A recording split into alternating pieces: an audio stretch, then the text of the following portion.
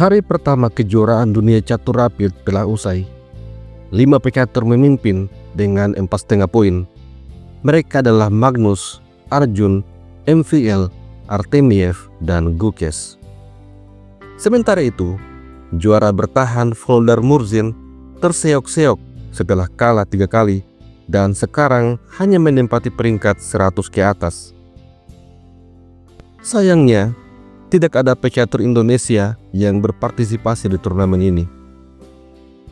Pada kesempatan ini, kita akan melihat kemenangan skakmat Magnus Carlsen melawan pecatur Rusia David Parafian.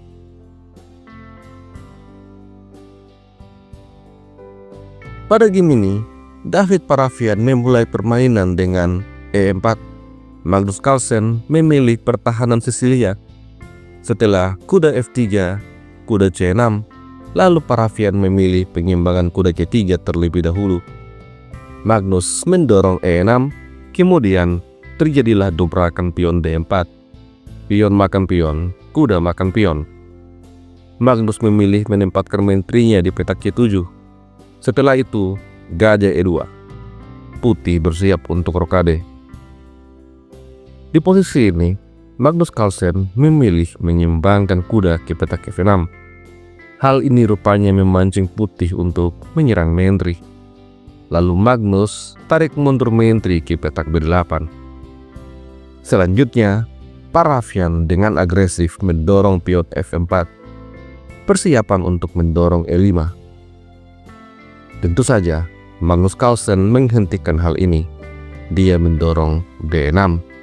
Dan Parafian kembangkan gajah ke petak ketiga. Magnus Carlsen juga kembangkan gajah E7. Setelah itu, Parafian memainkan langkah agresif G4. Parafian sudah tidak sabar memulai badai pion. Maka Magnus mengusir kuda.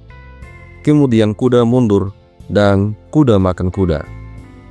Di posisi ini, Parafian menghabiskan waktu 5 menit untuk mengambil kuda, dan dia memilih menteri makan kuda. Selanjutnya E5. Menteri mundur, kuda makan pion. Gajah makan kuda, pion makan pion.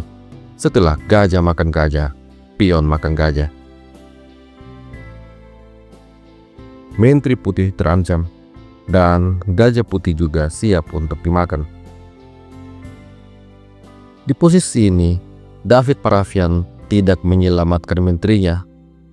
Terlebih dahulu, dia memainkan taktik desperado. Gajah ini bagaimanapun juga akan tewas. Oleh karena itu, gajah mengorbankan diri melancarkan skak. Setelah raja makan gajah, maka hitam kehilangan haknya untuk rokade. Langkah pengorbanan gajah tadi disebut dengan desperado.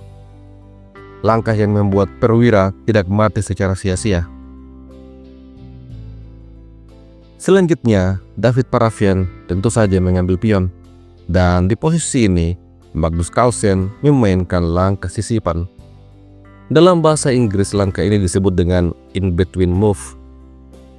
Magnus Carlsen sebenarnya ingin menempatkan gajahnya di petak F6. Tapi karena dia telah kehilangan hak untuk rokade, maka dia mainkan gajah H4, skak, membuat putih juga kehilangan hak rokade. Raja menyingkir ke petak E2, barulah gajah ke petak F6. Permainan semakin menarik. Di posisi ini, Parafian tempatkan kuda D5. Gajah terancam dan juga mengancam forking.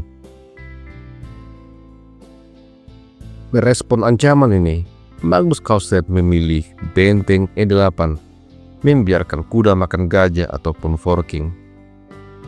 Apabila kuda makan gajah, maka pion makan kuda. Terlihat bahwa hitam sedikit unggul. Ini adalah posisi yang enak untuk hitam. Maka Parafian tidak makan gajah. Parafian memainkan kuda B6, skak, serta serang benteng. Magnus Carlsen melarikan raja ke petak C6 dan mengizinkan kuda makan benteng. Apabila kuda makan benteng, menteri makan kuda. posisi cenderung seimbang, dan gajah tidak menekan.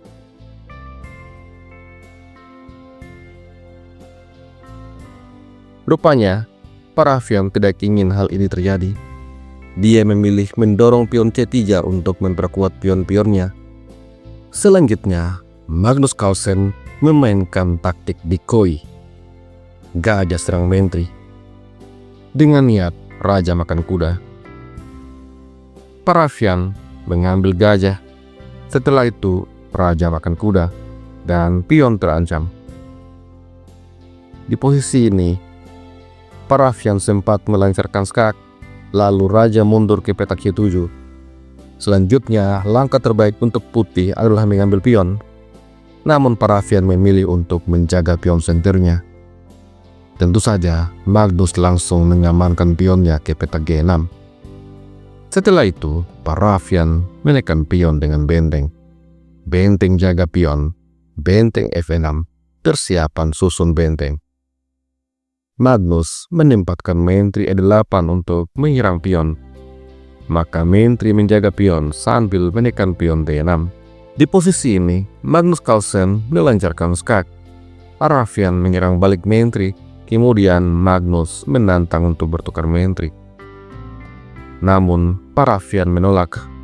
Dia memilih benteng H-F1, doubling benteng pada lajur F. Hal ini membiarkan Magnus mendapatkan pion. Di langkah selanjutnya, Parafian tidak mengambil pion. Dia justru mendorong pion C5, bermaksud menambah tekanan. Tapi Magnus punya balasan, benteng D8. Parafian kemudian mendorong pion C6, langkah yang begitu menarik. Namun Magnus punya dorongan pion ke petak D5. Apabila di posisi ini putih mendorong E5, maka menteri makan pion. Setelah menteri makan menteri, benteng makan menteri. Pion makan pion direspon dengan benteng disusun. Setelah benteng makan pion, benteng diaduk. Hitam sedikit lebih unggul. Akan tetapi, di posisi ini David Parafian membuat blunder fatal. Dia mainkan pion makan pion. Lajur E terbuka sepenuhnya. Magnus Carlsen langsung melancarkan skak. Raja putih terpaksa lari ke petak C3. Setelah itu, benteng E3 kembali skak. Di posisi ini, menteri makan benteng adalah langkah terbaik untuk putih. Tapi putih memilih raja B4 dan dia langsung terkena skakmat.